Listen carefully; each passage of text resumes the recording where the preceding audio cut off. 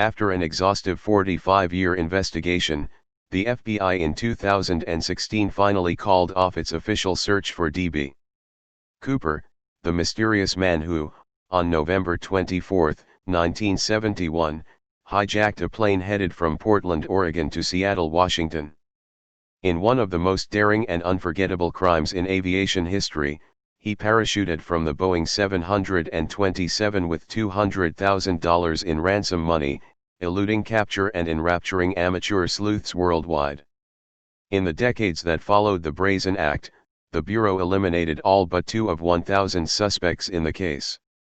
The most substantive leads included $5,800 of the ransom money found by a boy in 1980 along the Columbia River in Washington state, and taunting letters received by several U.S. newspapers. The letters, in particular, have offered tantalizing clues to the identity of the man behind the alias who got away with what would have been $1.2 million today. At least 6 letters typed, handwritten, and made using ransom-style cut-out letters were sent to several newspapers soon after the hijacking, all claiming to be from Cooper. The FBI considered most to be hoaxes. But intriguingly, they held back the last 2 letters from the public until the 2000s, which may indicate they took those far more seriously. A first letter, signed D.B. Cooper and sent from Oakdale, California to the Reno Evening Gazette, was received on November 29, 1971. Using letters cut and paste from a Sacramento Bee newspaper, it read, "Attention. Thanks for the hospitality." Was in a rut. A second letter, handwritten and signed D.B. Cooper, was postmarked November 30, 1971 and sent to the Vancouver province in British Columbia with the following message. The composite drawing on page 3 as suspected by the FBI does not represent the truth. I enjoyed the Grey Cup game. Am leaving Vancouver. Thanks for the hospitality. A third letter, mailed in Northern Oregon on December 1, 1971, was received by the Portland Oregonian. Using letters cut from a Playboy magazine, it read, "Am alive and doing well in hometown. P.O. The system that beats the system." Letter number 4, received by the Reno Evening Gazette, was also mailed December 1, but from the Sacramento, California area. Pasted from letters, it read, "Plan ahead for retirement income," and was signed D.B. Cooper.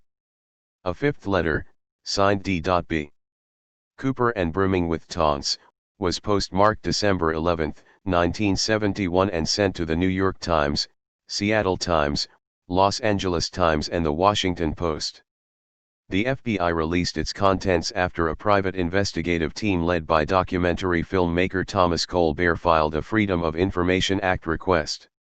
"Sirs, I knew from the start that I wouldn't be caught," the letter read. "I didn't rob Northwest Orient because I thought it would be romantic, heroic, or any of the other euphemisms that seem to attach to situations of high risks. I'm no modern-day Robin Hood. Unfortunately, I do have only 14 months to live. My life has been one of hate, turmoil, hunger, and more hate. This seemed to be the fastest and most profitable way to gain a few fast grains of peace of mind. I don't blame people for hating me for what I've done, nor do I blame anybody for wanting me to be caught and punished, though this can never happen. Here are some, not all, of the things working against the authorities. I'm not a boasting man. I left no fingerprints. I wore a toupee. I wore putty makeup. They could add or subtract from the composite 100 times and not come up with an accurate description, and we both know it. I've come and gone on several airline flights already and am not holed up in some obscure backwoods town. Neither am I a psychopathic killer. As a matter of fact, I've never even received a speeding ticket. Thank you for your attention." Colbert's team found codes in the 5th and 6th letters, including the numbers 717171684*, which they deciphered as "I'm Lt. Robert W. Rackstraw." Rackstraw, a Vietnam War vet and former U.S. paratrooper who died in 2019, both denied and refused to discount himself as being the infamous Skyjacker, according to the Oregonian. The FBI investigated and cleared Rackstraw in the late 1970s. A sixth letter, mailed March 28, 1972, from Jacksonville, Florida to the Portland Oregonian and signed a rich man, read, "This letter is too sick, let you know I am not dead but really alive and just back from the Bahamas, so your silly troopers up there can stop looking for me." That is just how dumb this government is. I like your articles about me but you can stop them now, DB. Cooper is not real. I had to do something with the experience Uncle taught me, so here I am, a very rich man. Uncle gave too much of it to world idiots and no work for me. I had to do it to relieve myself of frustration. I want out of the system and saw a way through good ol' Unc.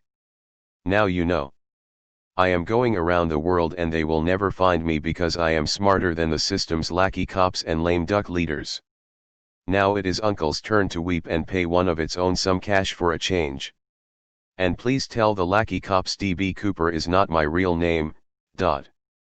Again, Colbert's team says this letter is coded to say, "I'm LT Robert W. Rackstraw, DB. Cooper is not my real name and I want out of the system and saw a way by hijacking one jet plane." But the identity of Cooper and the author or authors of the letters officially remains a mystery. FBI spokeswoman Aine Sandalo Dietrich told the Reno Gazette-Journal in 2014 that the letters were sent to the FBI laboratory in Washington, D.C. for analysis, but nothing was found. It was never proven if the actual hijacker wrote the letters.